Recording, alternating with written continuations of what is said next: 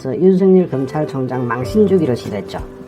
그리고 그때 들고 간 서류는 방문조사 예정서를 전달하려고 했다는 겁니다. 이거는 법적으로 따질 때 송달입니다.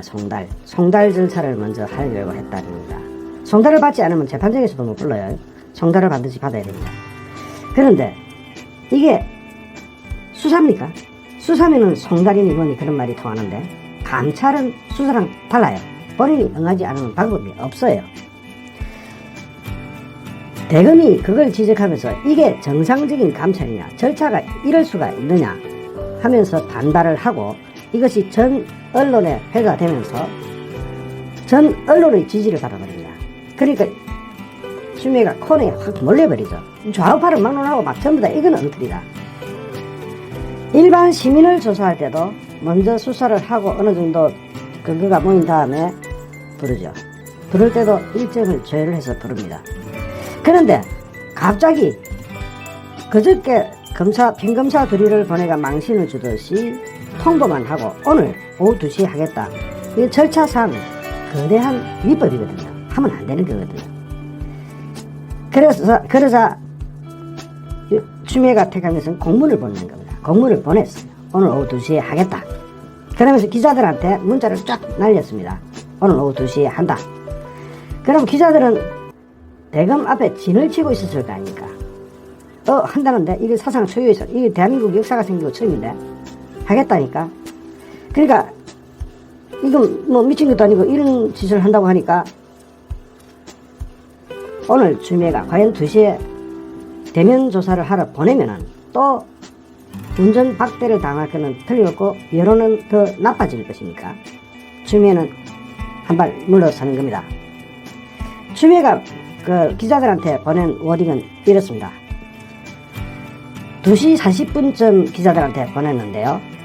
법무부 감찰관실은 검찰총장에 대한 감찰을 위한 진상 확인을 위해서 대검을 방문해 조사하고자 하였으나 하고 딱 못을 박습니다.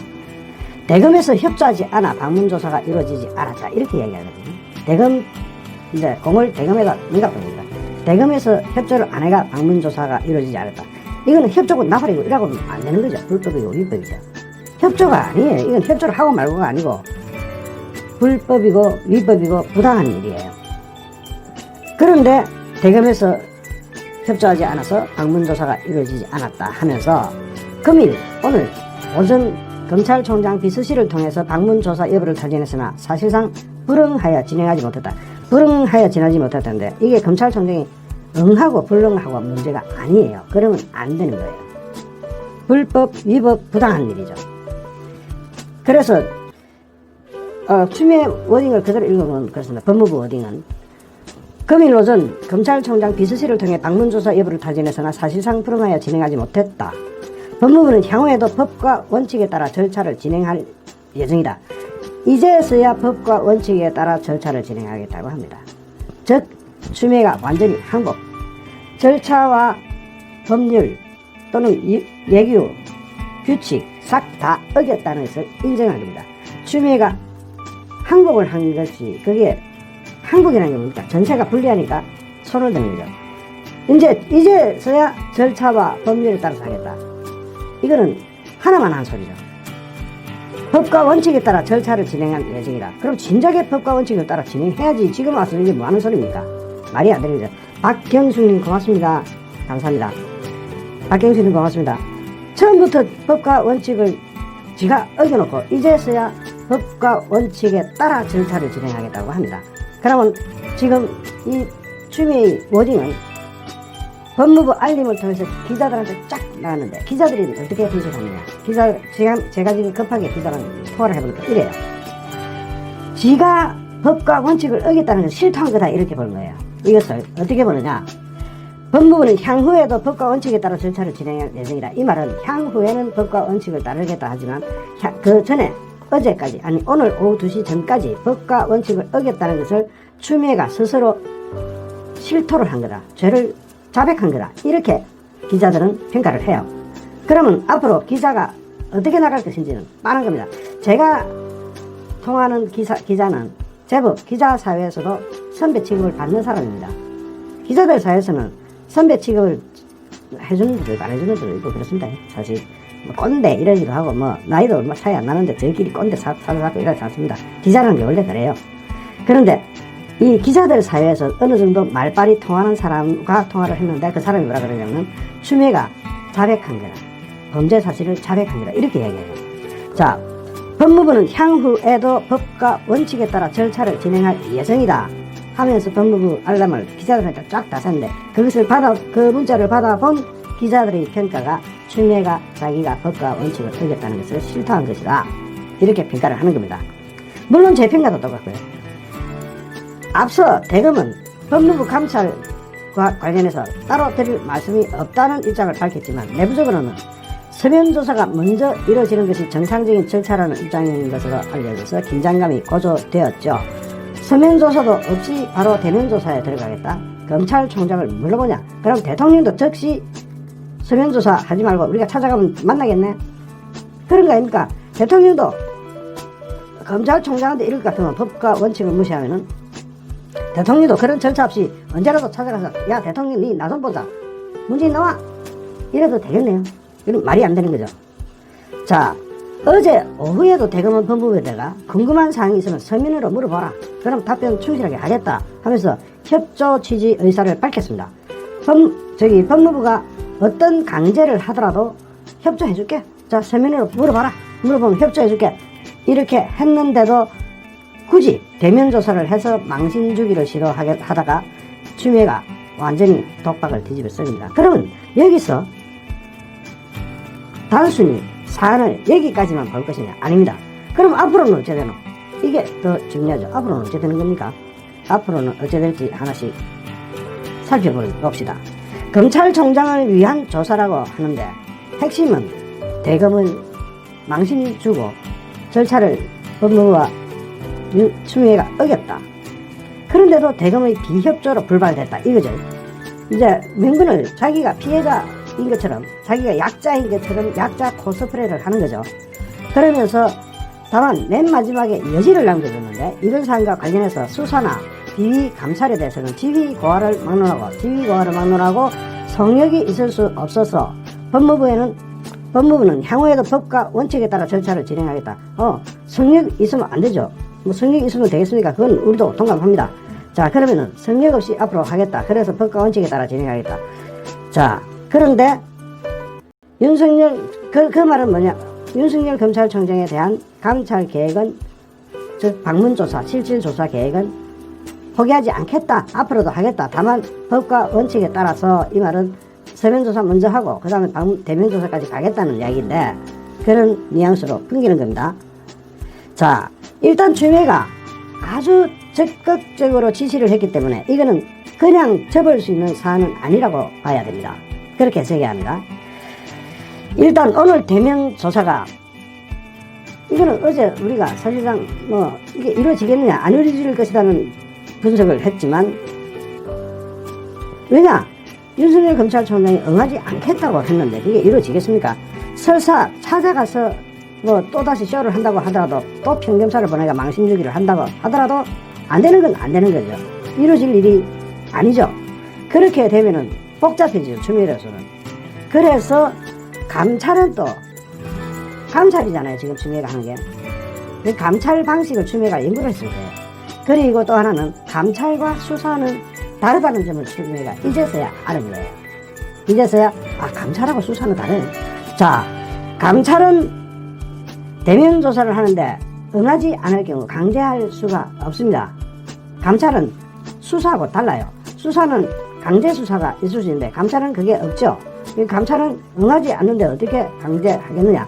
추미애가 이제 그것을 이제 깨달은 것 같고 그 방식도 평검사 둘이 보내가지고 망신주기 하는 방식은 여론의 질타를 받을 수 있겠구나 하고 생각을 했을 겁니다. 그러면은 오늘 메시지는 뭐냐? 국민한테 약자 코스프레를 한 겁니다. 그러면은 서면으로는 답변하겠다 이랬거든요. 대검에서 그렇게 이야기하고 있잖아요. 그러면 결국 대면 조사는 받지 않지만 윤석열 검찰총장은 서면 조사는 얼마든지 해줄게 보내라 질문서. 그래가지고 아마 지금 이제 추미애가 무대뽀로 몰아붙인 감찰 조사가 5개가 넘잖아요. 그러면은 5개죠, 5개. 이 5개에 대해서 질문 사항이 딱 오면은 그 질문 사항에 대해서 서류로 서면 조사를 하겠다. 그럼 뭘 질문할 건데 여기에 대해서 아직 뚜렷하지도 않습니다.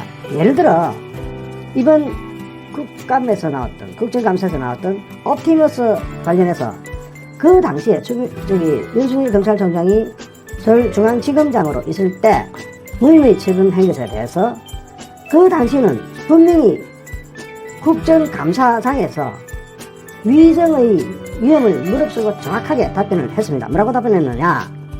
그것은 그 당시 부장검사 전결사항이고 자기는 보고조차 받지도 못했는데 자기한테 그걸 물어서 써갔느냐? 이렇게 답변을 했어요.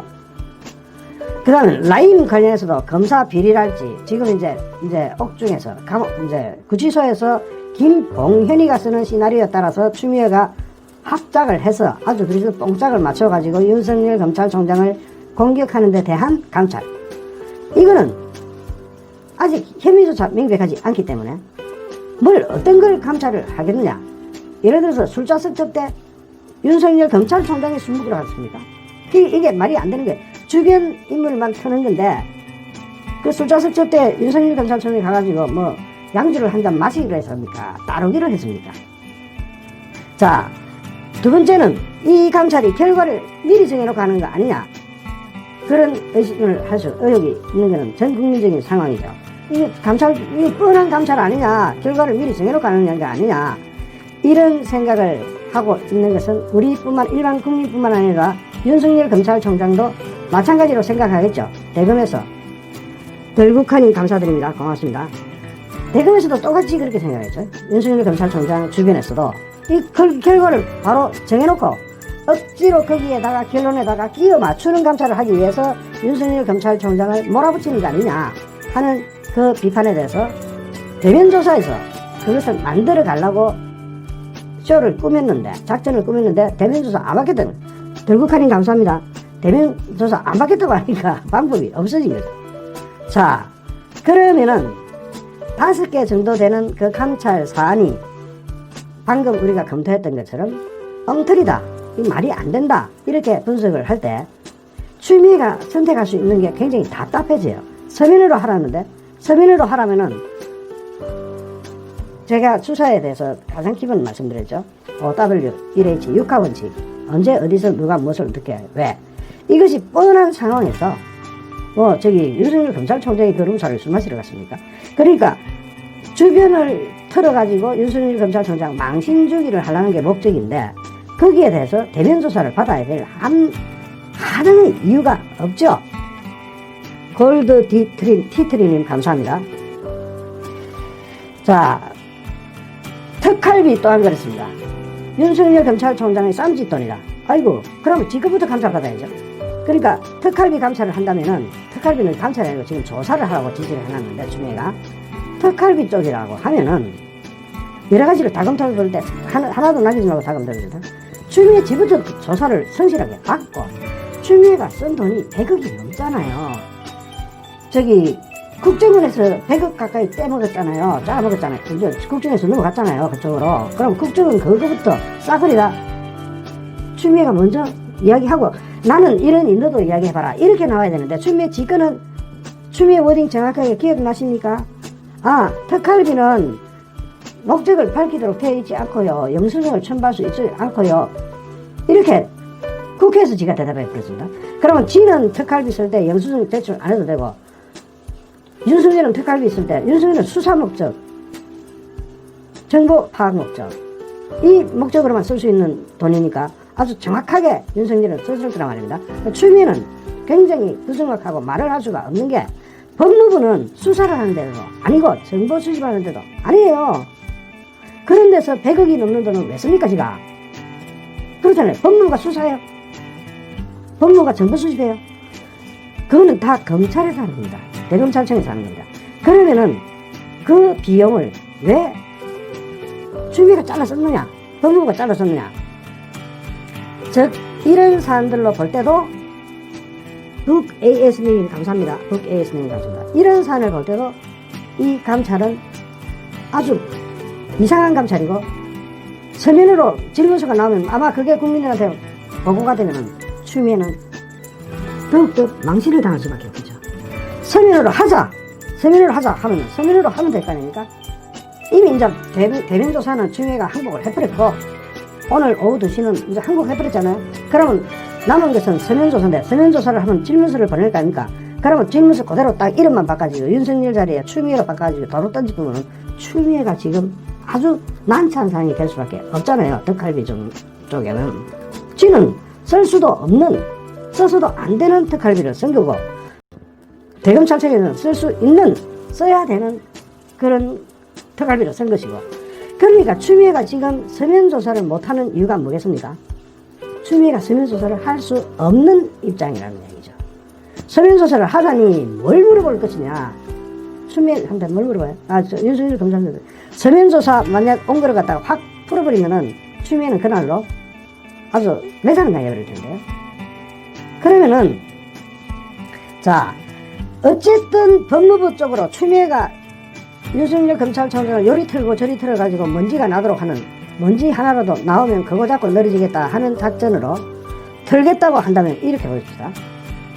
그러면은 법무부가 그 감찰에 대한 행동, 그런 조사는 아주 강하게 서면조사나 증거수집 이게 돼야 되겠죠. 그게 없는 상태에서 대면조사를 하면은 응하지도 않겠지만 응한다고 해도 소득도 없을 것이고, 그러면 강력한 감찰을 위한 조사를 먼저 해야 되는데 거기에 대해서 자료가 나와 있으면 지금까지 추미애가 들고 있을 것입니다. 저 성질 급한 예인이 얼마나 성질이 급합니까? 그러니까 추미애로서는 이거 조사해가지고 확보된 증거나 자료도 없는 상태에서 모조리 몰아붙였다는 얘기밖에 안 나오는 거죠. 그런 거 아니겠습니까? 자, 그러면은 이게 대면조사라든지 서면조사라든지 그 질문 내용을 이제 추미애가 보냈다고 가정합시다. 보냈다고 가정했을 때 그것이 공개될 경우 그 망신을, 그러니까 말도 안 되는 수사 상황을 가지고 증거도 없이 몰아붙이는 상황을 감찰이라고 하는 그것을 국민한테 공개돼 버리면 추미애는 그날부터 아주 상황이 아주 진짜로 웃기게 돼버리는 그런 상황인데 추미애가 그걸 선택하기도 쉽지 않죠. 그러니까 서면조사를 하겠다 이 말이 빠진 거예요, 오늘. 그래서 앞으로 계속 법과 원칙에 따라서 진행하겠다라고만 하고 서면조사를 하겠다는 말이 기자들한테 보낸 알림에서 빠져버린 거예요. 왜 서면조사 안 하니? 서면조사 하자 하면 되는데, 그래서 서면조사를 하겠다도 못하고 안 하겠다도 못하고 희한한 상황이 됐기 때문에 추미애로서는 더 이상 선택할 수 있는 카드가 거의 다 떨어지는 거냐, 아주 없다고는 이야기 못합니다. 또 추미애 성질이 워낙 웃기니까 뭐 우리가 상상할 수 있는 그게 아니니까. 자,